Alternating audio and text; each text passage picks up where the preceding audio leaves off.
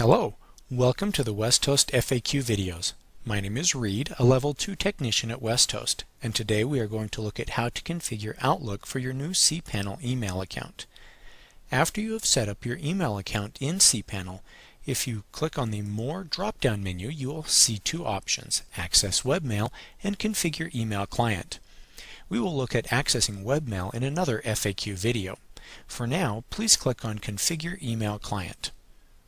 In the Mail Client configuration window, you will see the Manual Settings option, which contains all of the settings you need to configure Outlook properly. First, we will need to open Outlook. If you have not opened Outlook before, or if you have not previously configured email accounts in Outlook, it should automatically launch the Account Creation Wizard.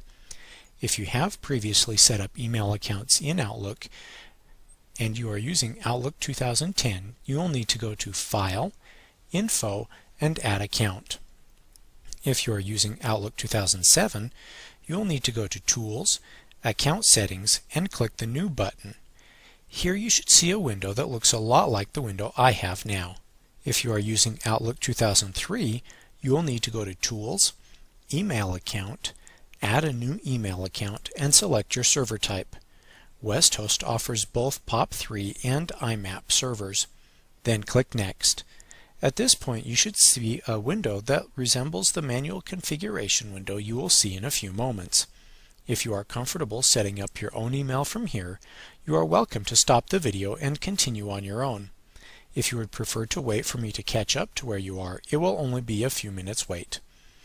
In Outlooks 2010 and 2007, in the field marked Your Name, please type your name as you would like to see it in the From field on outgoing emails. In the email address field, you will need to enter it exactly as you did in your cPanel. If you would like to copy and paste it from cPanel, that will work just fine. In the next two fields, we will need to enter our password. This is where it comes in handy to have it already pasted into a notepad or another text editor, so you can simply copy and paste it without worrying about typos. At this point, you can click Next, and Outlook will automatically try to determine the correct settings for your email account. This may or may not work. If it does, great, you're done. If not, you will need to select the Manually Configure Server Settings or Additional Server Types radio button, then click Next. In the Choose Service window, you will need to select Internet Email, as that is the service that Westhost offers, and click Next. For Outlook 2007 and 2010, your name and your email address should already be pre-populated from the previous window. In Outlook 2003, you will need to enter the information into both of these fields. Again, your name should be as you want to see it in your outgoing emails, and your email address will need to be exactly as you entered it into your cPanel.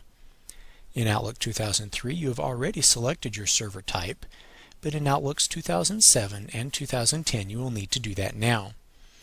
Again, Westhost offers both POP3 and IMAP services. You would select POP3 if you want to store your emails on your computer rather than on the server. This is good if you never need to check your emails anywhere but that computer. There is a way with POP3 to store the messages on the server so they can be checked from multiple locations, but we will not cover this in this FAQ video.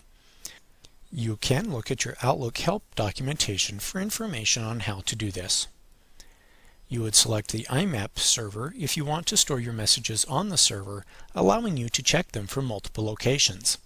The caveat to this is if you delete an IMAP email from the server on one device, it will have been deleted for all devices that check this email account, so keep that in mind when choosing which server to use. In this instance, we will use the POP3 server. For the incoming and outgoing servers, we will refer again to your cPanel. For incoming mail without an SSL connection, you will just use mail.yourdomain. If you do need SSL for your incoming email, you will simply use your server name. In this instance, I will not be using an SSL certificate for my incoming email, so I will use mail.mydomain. This is the same for the outgoing email.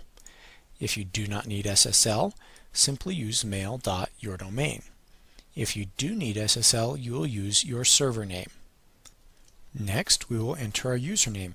which again needs to be copied from cPanel, as the WestHost cPanel usernames do not follow the normal naming convention.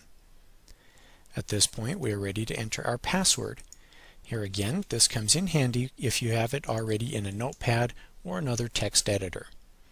You will want to leave the Remember Password checkbox checked unless you want to enter your password every time you send and receive email. Please do not check the Require Logon using Password Authentication option, as it is not required.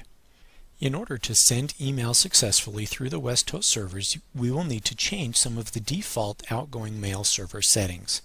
To do that, please click the More Settings button and go to the Advanced tab. For the incoming mail server, if you are not using Secure Mail, your port should be either 110 or 143, depending on whether you chose POP3 or IMAP. If you are using Secure Email, those will be ports 995 for POP or 993 for IMAP. For the outgoing mail server, without SSL, you will use port 2525. If you are using SSL, you will use port 465. Where I am not using SSL, I will use port 2525. Both of these outgoing server ports require that we authenticate to the outgoing mail server. To do that, go to the Outgoing Server tab and select the box that says My Outgoing Server Requires Authentication.